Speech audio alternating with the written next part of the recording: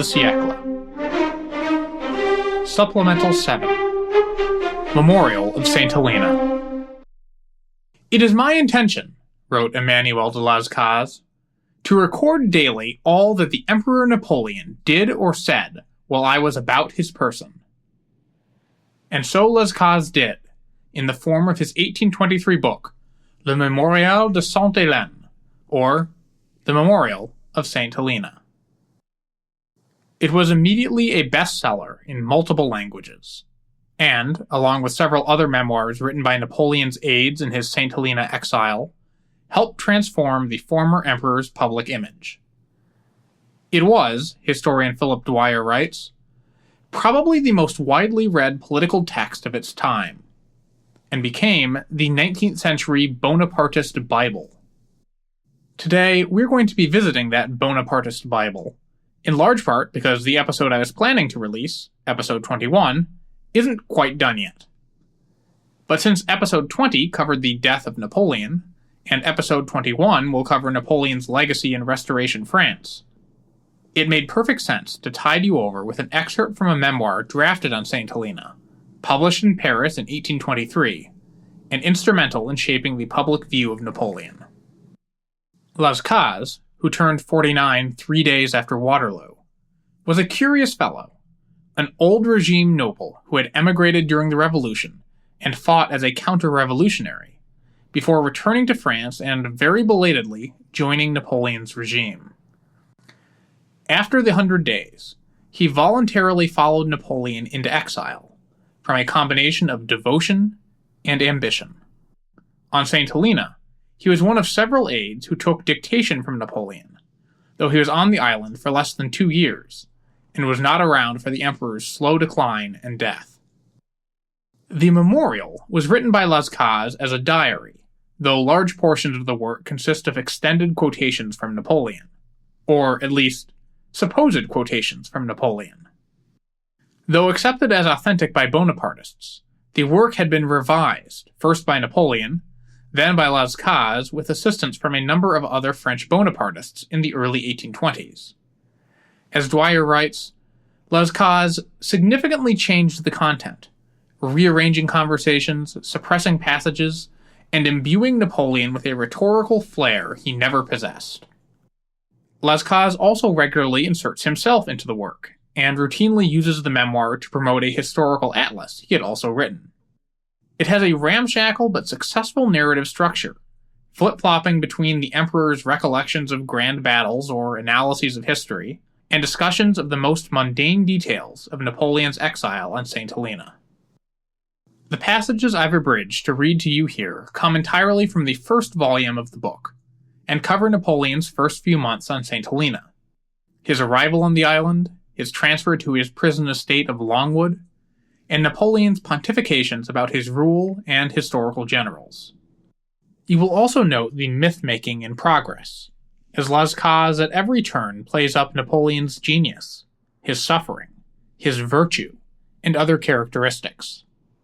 There's some truth to much of it, but the overall picture should reinforce how this book helped write the so-called Golden Legend that I talked about in episode 20. At thesiecle.com/supplemental7, you can see a transcript, as well as a link to the full text online at Project Gutenberg. This particular edition was an English translation, published in 1836 by Henry Colburn and Company, with an uncredited translator. My thanks for your forbearance as I prepare the next episode of the show, which will be ready, hopefully, very soon. Our excerpts begin as Napoleon and our narrator Lascaux approach Sainte Helena on board the HMS Northumberland. October 15th, 1815. At daylight, I had a tolerably near view of the island. At first, I thought it rather extensive, but it seemed to diminish considerably as we approached. At length, about 70 days after our departure from England, and 110 after our departure from Paris, we cast anchor about noon. This was the first link of the chain that was to bind the modern Prometheus to his rock. The Emperor, contrary to custom, dressed early and went upon deck. He went forward on the gangway to view the island. We beheld a kind of village, surrounded by numerous barren and naked hills towering to the clouds. Every platform, every aperture, the brow of every hill, was planted with cannon. The emperor viewed the prospect through his glass. I stood behind him. My eyes were constantly fixed on his countenance, in which I could perceive no change. And yet he saw before him, perhaps his eventual prison, perhaps his grave. What, then, remained for me to feel or express? The emperor soon left the deck. He desired me to come to him, and we proceeded with our usual occupation. The admiral, who had gone ashore very early, returned about 6 o'clock, much fatigued. He had been walking about various parts of the island, and at length thought he had found a habitation that would suit us. The place, however, stood in need of repairs, which might occupy 2 months. We had now been confined to our wooden dungeon for nearly 3 months, and the precise instructions of the ministers were that we should be detained there until our prison on shore was ready for our reception. The admiral, to do him justice, was incapable of such barbarity. He informed us, at the same time betraying a sort of inward satisfaction, that he would take upon himself the responsibility of putting us ashore next day. November 6th. Among the various subjects of the day's conversation, I note down what the emperor said respecting the armies of the ancients. He asked whether the accounts of the great armies mentioned in history were to be credited. He was of the opinion that those statements were false and absurd. He placed no faith in the descriptions of the innumerable armies of the Carthaginians in Sicily. Such a multitude of troops, he observed, would have been useless in so inconsiderable an enterprise, and if Carthage could have assembled such a force, a still greater one would have been raised in Hannibal's expedition, which was of much greater importance, but in which not more than 40 or 50,000 men were employed. He did not believe the accounts of the millions of men composing the forces of Darius and Xerxes, which might have covered all of Greece, and which would doubtless have been subdivided into a multitude of partial armies. He even doubted the whole of that brilliant period of Greek history, and he regarded the famous Persian War only as a series of those undecided actions in which each party claims the victory. Xerxes returned triumphant after taking, burning, and destroying Athens, and the Greeks exulted in their victory because they had not surrendered at Salamis. With regard to the pompous accounts of the conquest of the Greeks and the defeat of their numberless enemies, it must be recollected, observed the emperor, that the Greeks, who wrote them, were a vain and hyperbolical people, and that no Persian chronicle has ever been produced to set our judgment right by contrary statements. But the emperor attached credit to Roman history, if not in its details, at least in its results, because these were facts as clear as daylight. He also believed the descriptions of the armies of Genghis Khan and Tamerlane, however numerous they are said to have been, because they were followed by gregarious nations, who, on their part, were joined by other wandering tribes as they advanced. And it is not impossible, observed the emperor, that Europe may one day end thus. The revolution produced by the Huns, the cause of which is unknown, because the tract is lost in the desert, may at a future period be renewed. The situation of Russia is admirably calculated to assist her in bringing about such a catastrophe. She may collect at will numberless auxiliaries, and scatter them over Europe. The wandering tribes of the north will be the better disposed and the more impatient to engage in such enterprises, in proportion as their imaginations have been fired, and their avarice excited, by the successes of those of their countrymen who lately visited us.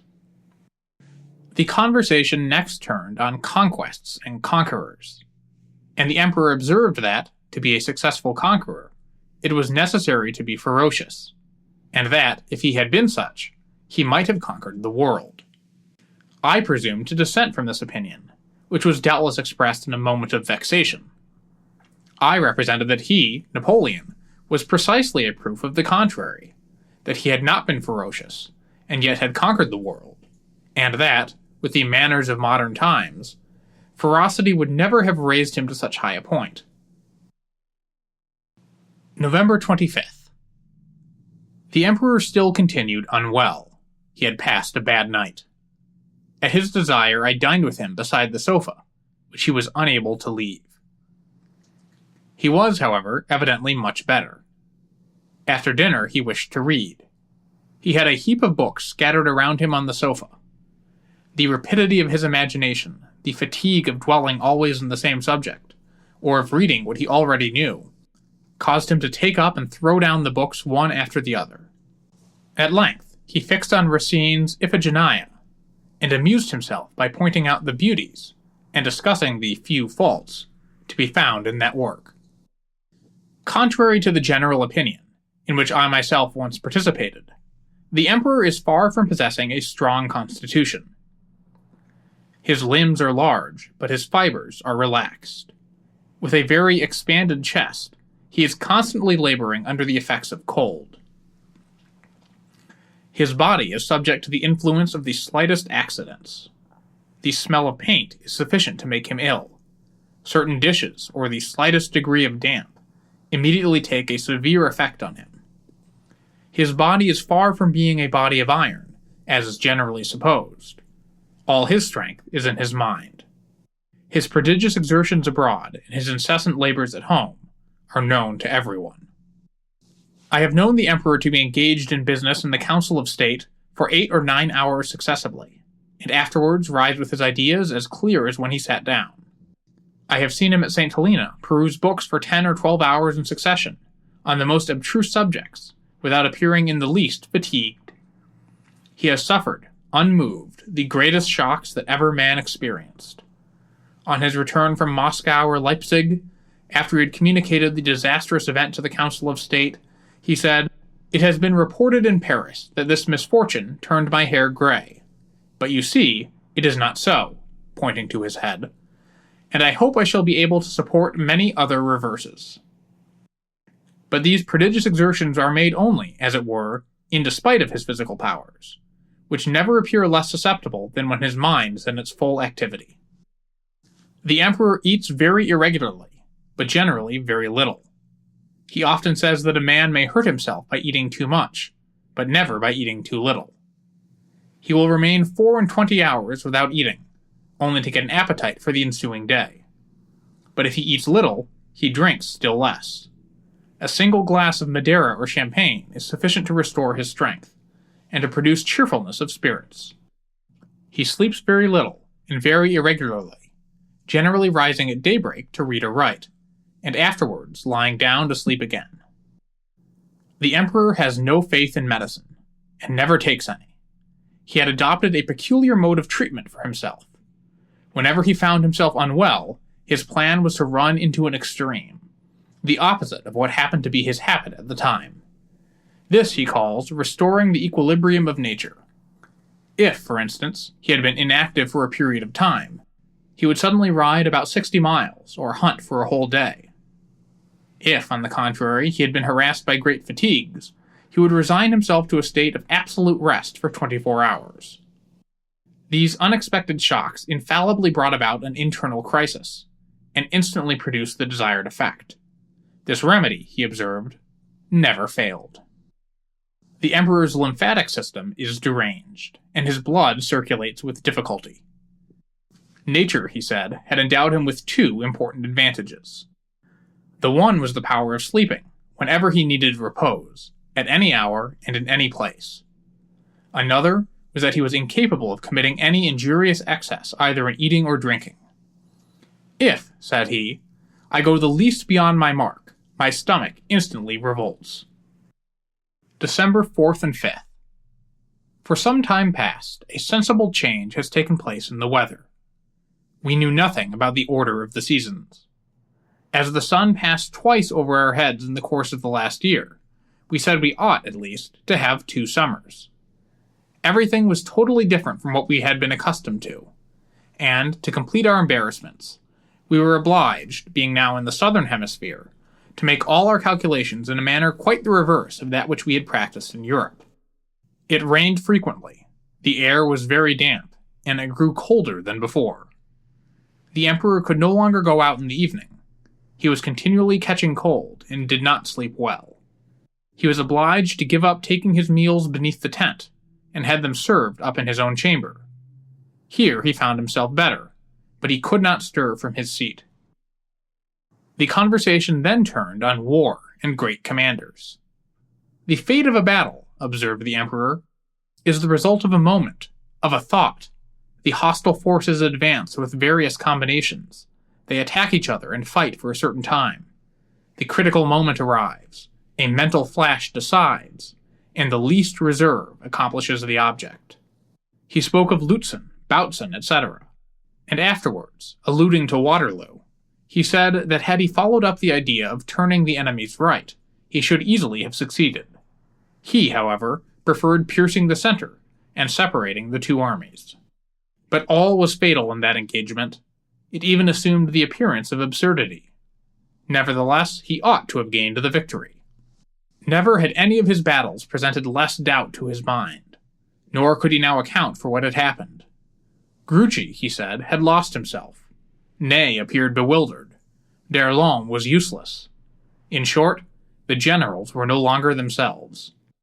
If, in the evening, he had been aware of Grouchy's position, and could have thrown himself upon it, he might, in the morning, with the help of that fine reserve, have repaired his ill success, and perhaps even have destroyed the Allied forces by one of those miracles, those turns of fortune, which were familiar to him, and which would have surprised no one. But he knew nothing of Grouchy, and besides, it was not easy to act with decision amongst the wrecks of the army. It would be difficult to imagine the condition of the French army on that disastrous night. It was a torrent dislodged from its bed, sweeping away everything in its course. Turning to another subject, he said that the dangers incurred by the military commanders of antiquity were not to be compared with those which attend the generals of modern times. There is, he observed, no position in which a general may not now be reached by artillery, but anciently a general ran no risk, except when he himself charged, which Caesar did only twice or thrice. We rarely, said he, find combined together all the qualities necessary to constitute a great general. The most desirable is that a man's judgment should be in equilibrium with his personal courage. That raises him at once above the common level. This is what the emperor termed being well squared. If, continued he, courage be a general's predominating quality, he will rashly embark in enterprises above his conceptions, and, on the other hand, he will not venture to carry his ideas into effect if his character or courage be inferior to his judgment. Physical and moral courage then became the subject of discourse. With respect to physical courage, the emperor said, it was impossible for Murat and Ney not to be brave, but no men ever possessed less judgment, the former in particular. As to moral courage, observed he, I have very rarely met with the 2 o'clock in the morning courage. I mean, unprepared courage, that which is necessary on an unexpected occasion, and which, in spite of the most unforeseen events, leaves full freedom of judgment and decision. He did not hesitate to declare that he was himself eminently gifted with this 2 o'clock in the morning courage, and that, in this respect, he had met with but few persons who were at all equal to him. He remarked that an incorrect idea was generally formed of the strength of mind necessary to engage in one of those great battles on which depends the fate of an army or nation, or the possession of a throne. Generals, added he, are rarely found eager to give battle. They choose their positions, establish themselves, consider their combinations, but then commences their indecision. Nothing is so difficult, and at the same time so important, as to know when to decide. December 11th to 14th. We now found unfolded to us a new portion of our existence on the wretched rock of St. Helena. We were settled in our new abode, and the limits of our prison were marked out.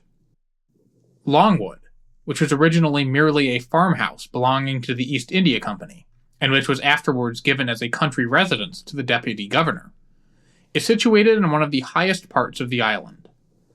The difference of the temperature between this place and the valley where we landed is marked by a variation of at least 10 degrees of the English thermometer. Longwood stands on a level height, which is tolerably extensive on the eastern side, and pretty near the coast.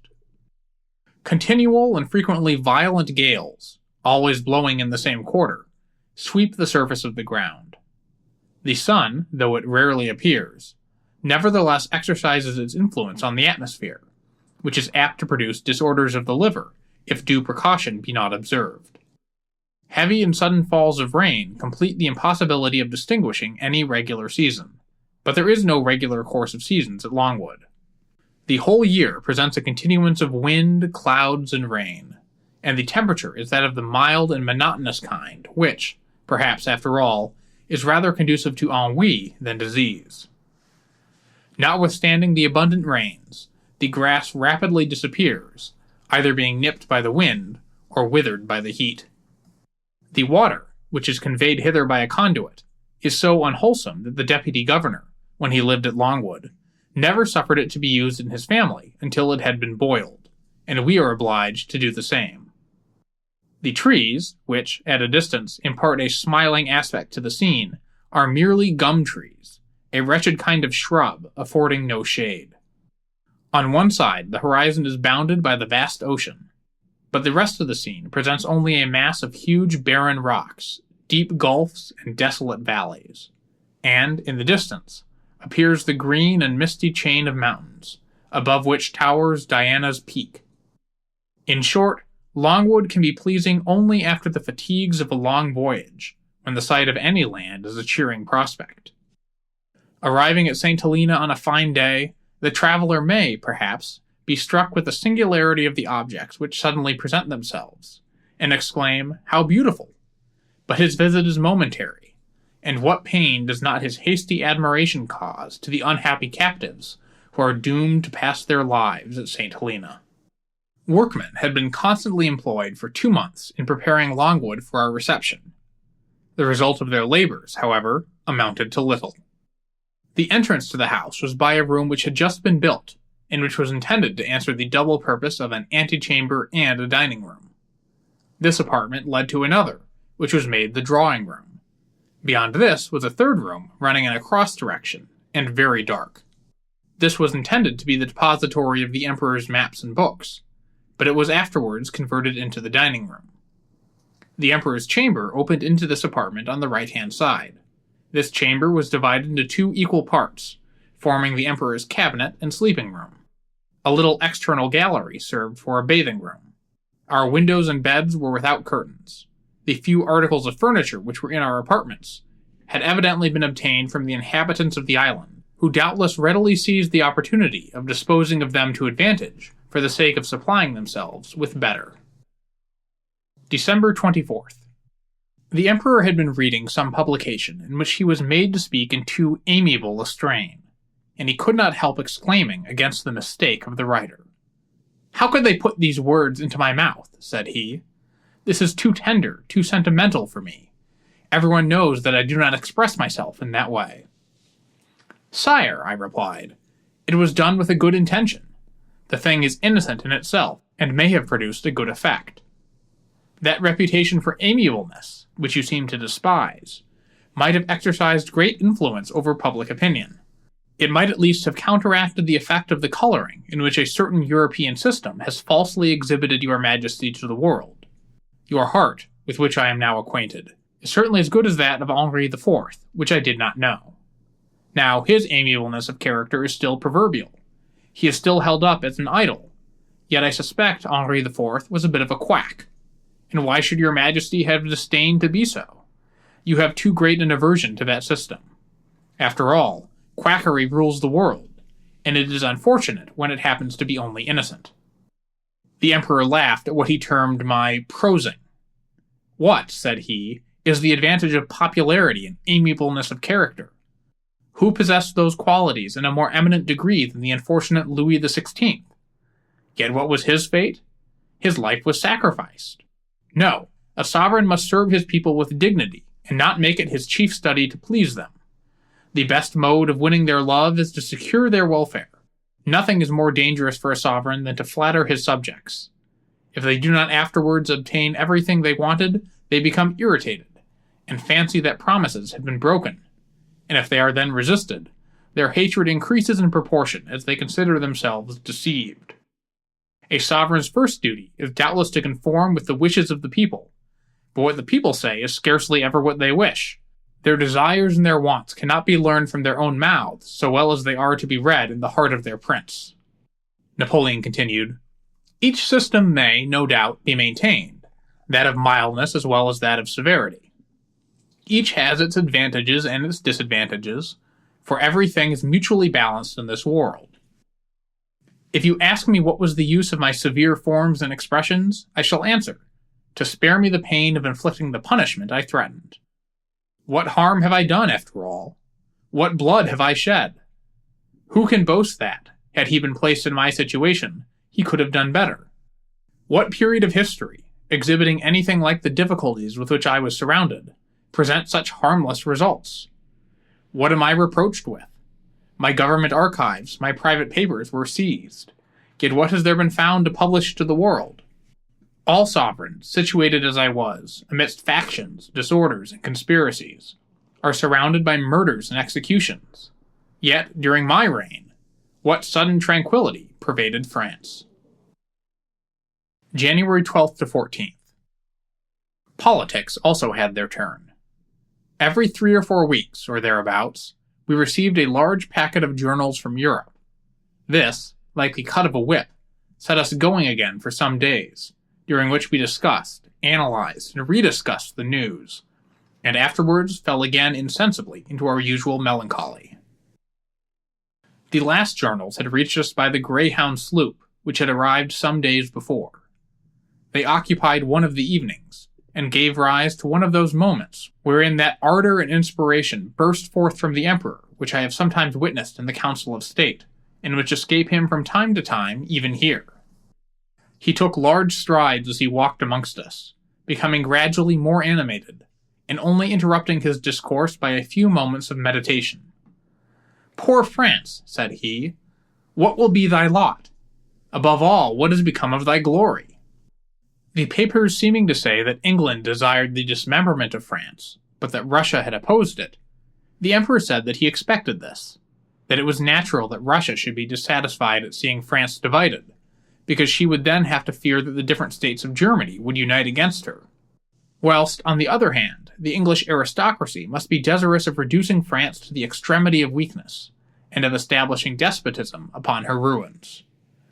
"I know," said he, "that this is not your opinion." I replied that it was very difficult to dispute with him, but that it appeared to me that in this same English aristocracy, it must be allowed, there might possibly exist heads sufficiently clear, as well as hearts just enough, to understand that, after having overthrown that which threatened their existence, it might prove advantageous to raise up that which was no longer to be dreaded, that circumstances were now singularly favorable for establishing a new system, which might forever unite the two nations in their dearest interests, and render them necessary to each other, instead of keeping them in perpetual enmity, etc. The Emperor concluded the conversation by saying that he must be very perverse, without doubt, but that, with every consideration that he could give the subject, he could foresee nothing but catastrophes, massacres, and bloodshed. Thank you again for continuing to listen to the Siècle. I've got lots of great episodes planned, including fascinating topics, interviews with preeminent scholars, and even a little semi-novel scholarship. My thanks also to all of you who have continued to support the show. The best way you can do that is to spread the word to your friends or followers, or to write reviews on Apple Podcasts or wherever you get the show. The reviews help attract new listeners for the show, and some of you have written amazingly generous feedback, such as A.V. Bazell, who called the Siècle, quote, an amazing piece of historical research. Not only are the topics comprehensively covered, but each episode is published as a written transcript with footnotes on Montgomery's website, thesiècle.com. It's invaluable for anyone wanting to learn more or do their own research. Thank you so much, AV, for those kind words. If you join AV in leaving your own review of the show, I might read it out loud in a future episode. I know you hear it in every podcast, but reviews really are vital for a show, especially a small, independent podcast like this one, which needs exposure to find an audience. Please stay tuned to your feeds for the Siècle, Episode 21, The Afterlife of Napoleon.